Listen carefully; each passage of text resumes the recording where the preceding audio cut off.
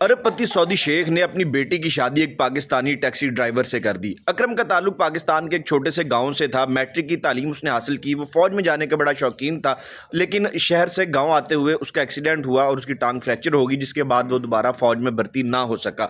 इसी दौरान उसको उसके कुछ रिश्तेदार जो सऊदी अरब में रहते थे, उन्होंने कहा कि सऊदी अरब आ जाओ, यहाँ पे आके काम शाम करो, अच्छे पैसे कमा लोगे। उन्होंने उसका विजिट वीज़े का इंतजाम किया। ये वहाँ पे गया, कुछ महीने छुप छुपा के काम किया। फिर इसने लाइसेंस के लिए अप्लाई किया, इसको ड्राइविंग लाइसेंस मिल गया। तो इसके एक रिश्तेदार ने, जिसके पास पैसे थे, एक अच्छी वाली गाड़ी से ले दी कि अच्छी कार पे जब टैक्सी चलाओगे तो ज़्यादा पैसे आएंगे, ज़्यादा कस्टमर मिलेंगे। और अकरम ने वहाँ पे टैक्सी चलानी शुरू कर दी। टैक्सी चलाते तकरीबन 1.5-2 साल उसे हो गए थे। एक दिन अचानक उसे एक बुजुर्ग मिले, बेहतरीन कपड़े पहने हुए, हाथ में तस्बीह और महंगी घड़ी लगाई हुई। वो इसके पास आए और अकरम को आगे कहते कि फ़लाँ इलाके को चलोगे? तो अकरम ने कहा जी चलेंगे। वो उसकी टैक्सी में बैठ गए और अकरम उन्हें लेके वहाँ पहुँच गया। वहाँ पहुँच के उन शेख ने 3000 रियाल अकरम को दिए और कहा कि मैंने यहाँ से वापस भी जाना है 2-3 दिन के बाद, तो क्या तुम मुझे ले जा सकते हो? अकरम ने कहा जी मैं इधर आता जाता रहता हूँ, मेरा कज़न भी है यहाँ पे, मैं उसी के पास ही ठहर जाता होता हूँ अक्सर, तो मैं 2-3 दिन इसी इलाके में टैक्सी चला लेता हूँ लोकल, और जब आपने वापस जाना हुआ मैं आपको ले जाऊँगा। बुजुर्ग टैक्सी से उतर गया और ये निकल आया। बाद में इसको अचानक याद आया कि बुजुर्ग से ना नंबर लिया, ना एड्रेस लिया, ना बुजुर्ग को अपना नंबर दिया।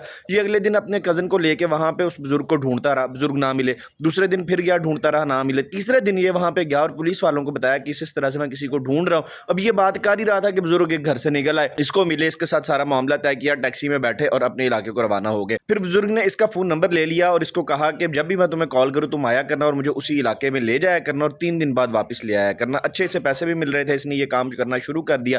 बुजुर्ग ने इसे बताया कि उनका बेटा उस इलाके में जेरे इलाज है, अस्पताल के अंदर, वो बीमार है काफी ज्यादा। ये तकरीबन 5-6 माह तक बुजुर्ग को लाता ले जाता रहा। बुजुर्ग ने फिर इसको ऑफर की कि मेरी फैक्ट्री है, वहां पे तुम काम करो, तुम ईमानदार बंदे हो, मैं तुम्हें रखना चाहता हूं। इसने कहा कि जी ठीक है। इसने वो टैक्सी बेची, अपने पैसे अपने पास रखे, बाकी कजन का हिस्सा उसे दिया और फैक्ट्री के अंदर अच्छी तनख्वाह पे काम करने लगा।